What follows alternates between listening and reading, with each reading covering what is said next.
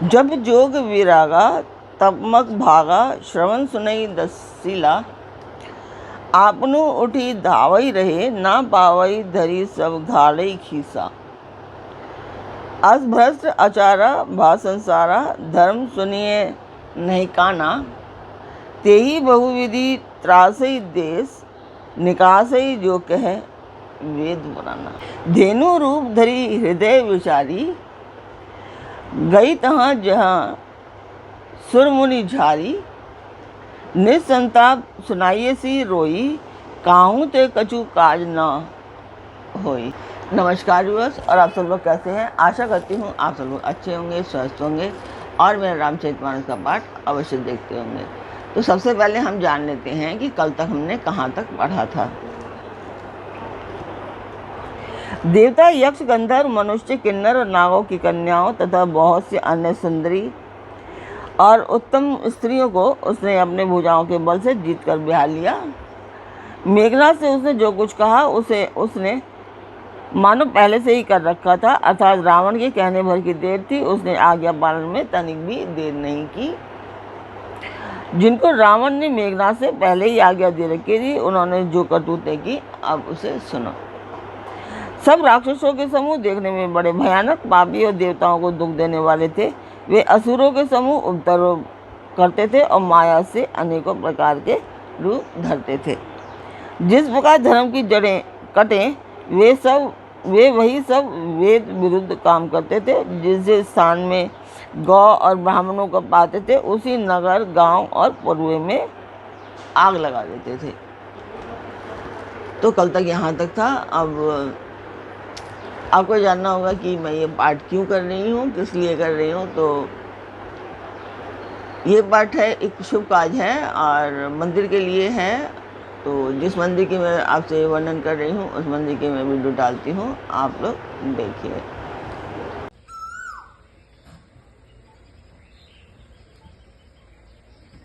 तो वो मंदिर की वीडियो आपने देखी। आपको मेरा पाठ कैसा लगता है मुझे अवश्य बताएं।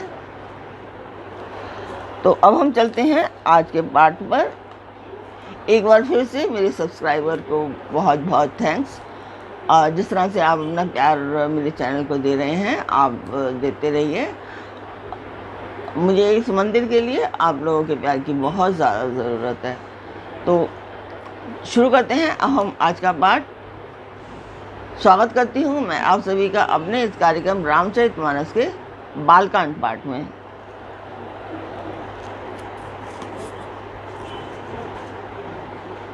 उनके डर से, यानी कि राक्षसों के डर से, कहीं भी शुभ आचरण, ब्राह्मण भोज, यज्ञ, श्राद्ध आदि नहीं होते थे। देवता, ब्राह्मण और गुरु को कोई नहीं मानता था। ना हरि भक्ति थी, ना यज्ञ, तप और ज्ञान था। वेद और पुराण तो स्वप्न में भी सुनने को नहीं मिलते थे। जब योग, वैराग्य, तप और यज्ञ देवताओं के भाग पाने की बात रावण कहीं कानों से सुन लेता तो स्वयं उठ दौड़ता, कुछ भी रहने नहीं पाता। वह सबको पकड़कर विध्वंस कर डालता था। संसार में ऐसा भ्रष्ट आचरण फैल गया कि धर्म तो कानों से भी सुनने में नहीं आता था। जो कोई वेद और पुराण कहता, उसको बहुत तरह से त्रास करता और देश से निकाल देता था। राक्षस लोग जो घोर अत्याचार करते थे, उसका वर्णन नहीं किया जा सकता। हिंसा पर ही जिनकी प्रीति है, उनके पापों का क्या ठिकाना। पराये धन और पराई स्त्री पर मन चलाने वाले दुष्ट, चोर और जुआरी बहुत बढ़ गए। लोग माता पिता और देवताओं को नहीं मानते थे और साधुओं की सेवा करना तो दूर रहा, उल्टे उनसे सेवा करवाते थे।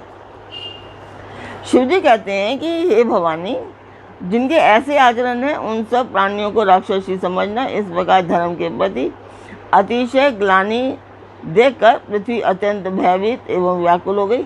वह सोचने लगी कि पर्वतों, नदियों और समुद्रों का बोझ मुझे इतना भारी नहीं जान पड़ता जितना भारी मुझे एक पर दो ही दूसरे का अनिष्ट करने वाला लगता है।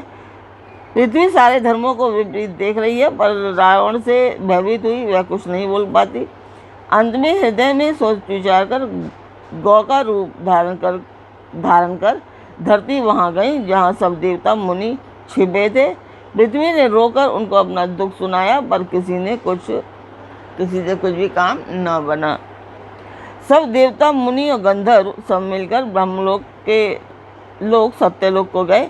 भय और शोक से अत्यंत व्याकुल बेचारी पृथ्वी भी गौ का शरीर धारण किए हुए उनके साथ थी। ब्रह्मा जी सब जान गए। उन्होंने मन में अनुमान किया कि इसमें मेरा कुछ भी वश नहीं चलने का। तब उन्होंने पृथ्वी से कहा कि जिसकी तू दासी है वही अविनाशी हमारा और तुम्हारा दोनों का सहायक है। ब्रह्मा जी ने कहा कि हे धरती, मन में धीरज धारण करके श्री हरि के चरणों का स्मरण करो। प्रभु अपने दासों की पीड़ा को जानते हैं, ये तुम्हारी कठिन विपत्ति का नाश करेंगे। सब देवता बैठकर विचार करने लगे कि प्रभु को कहाँ पावे, ताकि उनके सामने पुकार कर फरियाद करे। कोई बैकुंठपुरी जाने को कहता था, तो कोई कहता था कि वही प्रभु क्षीर समुद्र में निवास करते हैं। जिसके हृदय में जैसी भक्ति और प्रीति होती है, प्रभु वहाँ उसके लिए सदा उसी रीति से प्रकट होते हैं। हे पार्वती, उस समय समाज में मैं भी था। अवसर पाकर मैंने एक बात कही, मैं तो ये जानता हूँ कि भगवान सब जगह समान रूप से व्यापक हैं, प्रेम से वे प्रकट हो जाते हैं। देश, काल, दिशा, विदिशा में बताओ ऐसी जगह कहाँ है जहाँ प्रभु ना हो। वे चराचर में व्याप्त होते हुए भी सबसे रहित हैं और विरक्त हैं। उनकी कहीं आसक्ति नहीं है। वे प्रेम से प्रकट होते हैं जैसे अग्नि अव्यक्त रूप से सर्वत्र व्याप्त है, परंतु जहाँ उसके लिए अग्नि मंत्र नादी साधन किए जाते हैं वहाँ वह प्रकट होती हैं। इसी प्रकार सर्वत्र व्याप्त भगवान भी प्रेम से प्रकट होते हैं। मेरी बात सबको प्रिय लगी। ब्रह्मा जी ने साधु साधु कहकर बड़ाई की। मेरी बात सुनकर ब्रह्मा जी के मन में बड़ा हर्ष हुआ। उनका मन पुलकित हो उठा और नेत्रों से प्रेम के आंसू बहने लगे। तब धीर बुद्धि ब्रह्मा जी सावधान होकर हाथ जोड़कर स्तुति करने लगे। हे देवताओं के स्वामी, सेवकों को सुख देने वाले, शरणागत की रक्षा करने वाले भगवान, आपकी जय हो, जय हो। हे गौ ब्राह्मणों का हित करने वाले, असुरों का विनाश करने वाले, समुद्र की कन्या श्री लक्ष्मी जी के प्रिय स्वामी, आपकी जय हो। हे देवता और पृथ्वी का पालन करने वाले, आपकी लीला अद्भुत है, उसका कोई भेद नहीं जानता। ऐसा जो स्वभाव से ही कृपालु और दीन बंधु हैं, वे ही हम पर कृपा करें। हे अविनाशी, सबके हृदय में निवास करने वाले, अंतर्यामी, सर्वव्यापक, परम आनंद स्वरूप, अज्ञ, इंद्रियों से परे, पवित्र चरित्र, माया से रहित, मुकुंद, मोक्षदाता, आपकी जय हो, जय हो। इस लोक और परलोक के सब भोगों से विरक्त तथा मोह से सर्वथा छूटे हुए ज्ञानी मुनि वृंद भी अत्यंत अनुरागी प्रेमी बनकर जिनका रात दिन ध्यान करते हैं और जिनके गुणों के समूह का गान करते हैं, उन सच्चिदानंद की जय हो।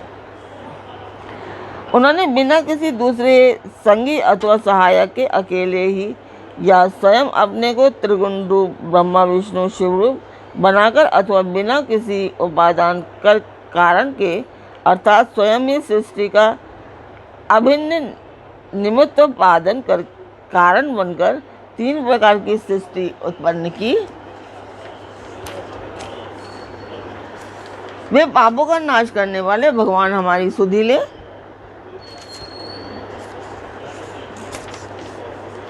हम न भक्ति जानते हैं न पूजा, जो संसार में जन्म मृत्यु के भय का नाश करने वाले, मुनियों के मन को आनंद देने वाले और विपत्तियों के समूह का नष्ट करने वाले हैं। हम सब देवताओं के समूह मन, वचन और कर्म से चतुराई करने की बात छोड़कर उन भगवान की शरण आए हैं। सरस्वती, वेद, शेषजी और संपूर्ण ऋषि कोई भी जिनको नहीं जानते, जिन्हें दीन प्रिय हैं, ऐसा वेद पुकार कर कहते हैं, वे ही श्री भगवान हम पर दया करें। हे संसार रूपी समुद्र के मंथन के लिए मंद्रांचल रूप सब प्रकार से सुंदर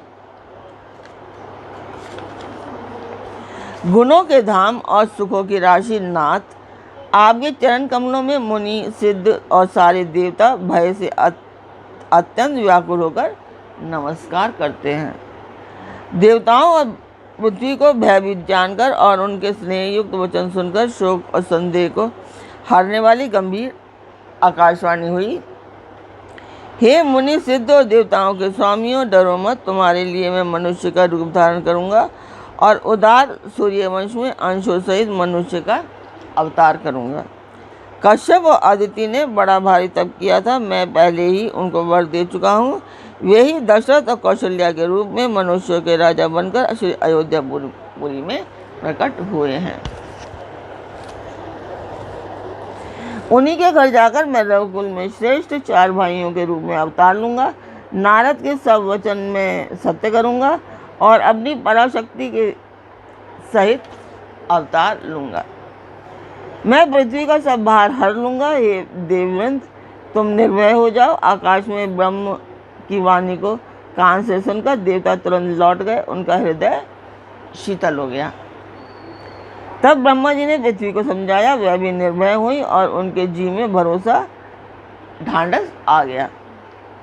देवताओं को यही सिखाकर कि वानर का शरीर धर धर कर तुम लोग पृथ्वी पर जाकर भगवान के चरणों की सेवा करो, ब्रह्मा जी अपने लोक को चले गए।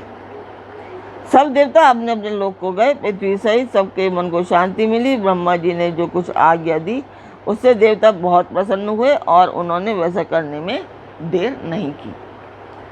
पृथ्वी पर उन्होंने वानर देह धारण की। उनमें से अपार बल और प्रताप था। सभी शूरवीर थे। पर्वत, वृक्ष और नख ही उनके शस्त्र थे। वे धीर बुद्धि वाले वानर रूप देवता भगवान के आने की राह देखने लगे। तो आज का पाठ मैं यहीं पर पूर्ण करती हूँ। कल फिर मिलेंगे एक नए पाठ में। तब तक आप मेरा चैनल अवश्य सब्सक्राइब करें, लाइक करें और शेयर करें। आपके सहयोग की मेरे चैनल को बहुत ज़्यादा आवश्यकता है, तो सब्सक्राइब करते रहिए।